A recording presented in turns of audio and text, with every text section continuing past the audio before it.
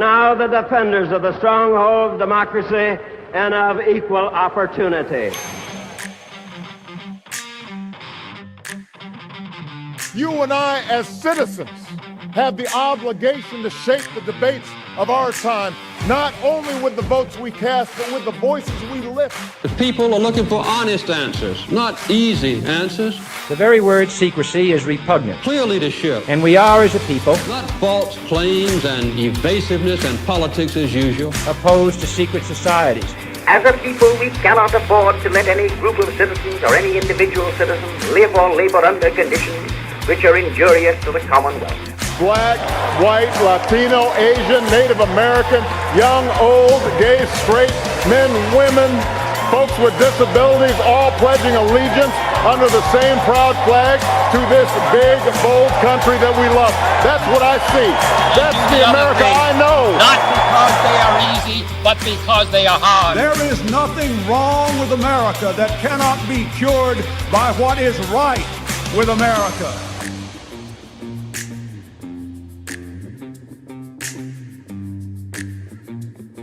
Welcome to the Aggressive Progressive Podcast. I am your host, Chris Hahn. I'm at Christopher Hahn on X, Christopher Hahn, NY, and Instagram at ChristopherHahn.com. Thank you for liking, rating, reviewing, subscribing, telling your friends about this podcast, this video podcast right here on YouTube.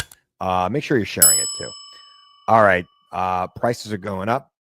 Stock market's going down. What does that mean? Let's talk about it. So, a guy who is pretty popular politically once said that if the Dow drops 1,000 points in 2 days, you should automatically impeach the president. And generally speaking, when the Dow drops, it's usually nothing to do with the president. So this person was saying it for effect. But over the last 2 days, the Dow has dropped 1,000 points, and it is absolutely because of the president.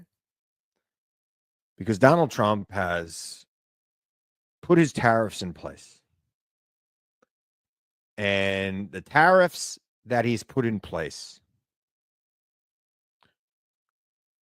are now going to raise prices on everything you buy, right? Because it's China, Mexico, and Canada. That's a major portion of our economy. And he put tariffs in place in Europe. He's just tariff crazy. And the stock market is dropping. So not only are you going to be paying more for things, but if you got a 401k, it's worth less today, and it'll probably be worth less tomorrow and less the day after that, because Donald Trump has no clue what he's doing. Or maybe he does. I mean, I've been thinking about this over and over and over again. I mean, everything he does hurts the United States, makes us weaker in the world, right? Weaker to Russia, weaker to China, weaker to Europe. Is that his goal, to weaken the dollar? I mean, I've said this before, and I'm going to say it again. I think it's only a matter of months before Europe decides that the United States is an unreliable ally. And why on earth are we basing our currency on the dollar? And I don't know if it's going to end in a matter of months, but I think it could end if this man is not reeled in. Now, I'm recording this the night of his State of the Union, but I'm not recording it after his State of the Union because it's going to be too late and I'm going to be sleeping and I'm really worthless after 9 o'clock. And I don't know what he's going to say tonight, and I'll talk about that tomorrow. Right. But you know, I would expect there to be some explanation about what he's doing. I also expect it to be an intolerably long speech. I don't think that you need to speak for more than an hour about anything. The Gettysburg Address is remarkably short. You could read it on the walls of the Lincoln Memorial, and unless that gets closed down, because his cuts are going to impact national parks, and we might not be able to go to national parks this summer. You know, the parks that we own as a nation. I want him to explain why he thinks it's okay to close down national parks when there's no crisis in our economy right now or government. There's no funding issue. Why are you closing national parks? Why are you putting tariffs on things that are not only, you know, going to raise prices, they are going to kill consumer confidence. They are going to increase inflation. Everything is going to cost more. I hope you understand, America, that we decided this election that we were going to put a guy in charge who knew nothing about the economy, who's already basically ran this country into an iceberg already. We're going to reelect him because we're concerned about which bathroom people use, right? I'm glad that we made the choice about all these things, the economy, our allies, over who uses what bathroom, because that impacts everybody. I hope that the one person whose daughter now will get a NCAA scholarship, where she may not have before, is happy. If you think that it was your daughter, you're delusional. I have daughters who've played sports. I've never seen a trans athlete, and I've traveled the Northeast, to soccer tournaments, and I've never seen it in two kids who've gone through the program. Don't understand how anybody could think that that was an issue, but people did vote on that issue. And now we have this. Now we have a guy putting tariffs on Canada for reasons he can't even articulate. He's saying it has something to do with a drug crisis, fentanyl coming over the border from Canada, and then you put up the chart and it's less than a pound. Less than a pound. I just want to be very clear. This is not going to end well for Republicans. I mean, if you think it is, and all this gnashing of teeth, I talked about it last week on the podcast, about what Democrats will or will not do, and who's up, who's down, all that nonsense. At the end of the day, it's the economy, stupid, right? It's the economy, stupid. And Donald Trump is tanking the economy on purpose. I don't know if he's doing it on purpose for somebody or he's doing it on purpose because he doesn't know any better. But what he's doing is intentional, and it is tanking the economy. He didn't have to do it. And we may be past the point of no return with some of our allies who are putting tariffs on our stuff. Bad times ahead for us as Americans and for the Republican Party in general. I am your host, Chris Hahn. I'm at Christopher Hahn on X, Christopher Hahn NY on Instagram, and ChristopherHahn.com. Those are my socials. And watch me on News Nation.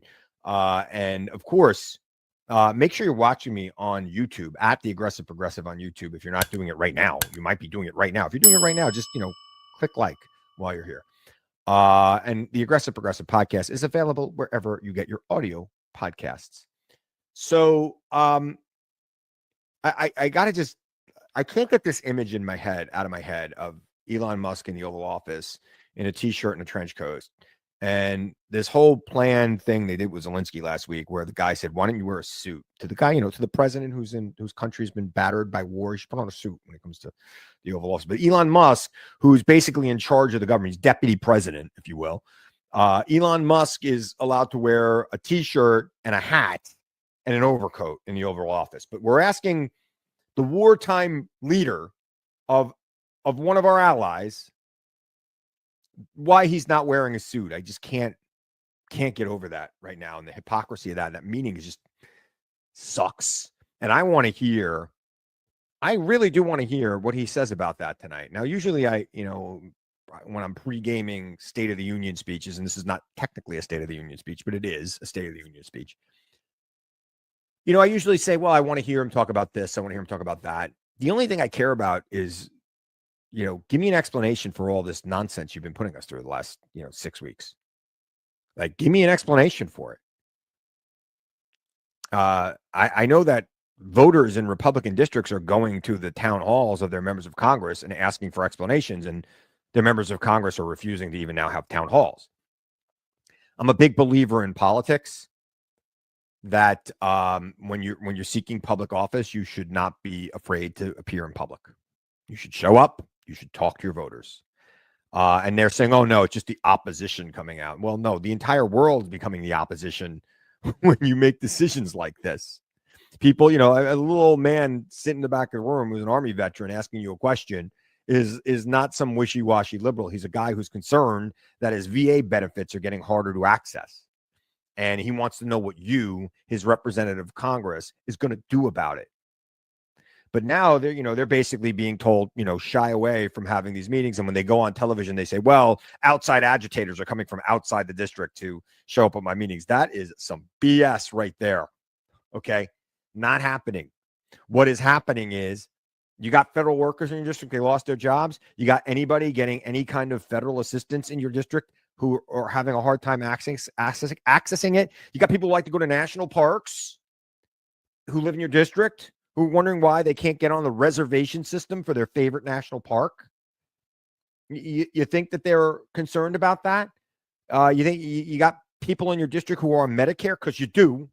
No matter what district you're in, you've got people in your district on Medicare and Medicaid even. Sorry, I'm confusing the two. And I know that Trump conflates the two. And there are some Medicaid cuts coming, and people are worried about it. And people who are on Social Security are worried about their Social Security checks not coming because you're cutting back so far in those offices that people are like, well, am I going to be able to access my benefits? People who are sending in their tax forms, wondering when they're going to get their refunds. Hearing all about your cuts at the IRS. Yeah, they're not wishy. It's not me. I'm not going to show up at your town hall to yell at you. I'll yell at you on TV. That's what I do. And I don't think there's an organized effort, just like the Tea Party kind of just sprung up. Democrats need a good name for it. I mean, it can't be the Coffee Party. And, I would say Minutemen, but, Democrats. But we've got to come up with some, catchy, Revolutionary War era name for these people who are showing up now at these town hall meetings. And again, Democrats in 2010 or leading up to the 2010 election, they didn't shut down their town hall meetings. They just kept having them and people kept showing up and yelling and they became, television news every night. Republicans are just not going to do it because they don't care.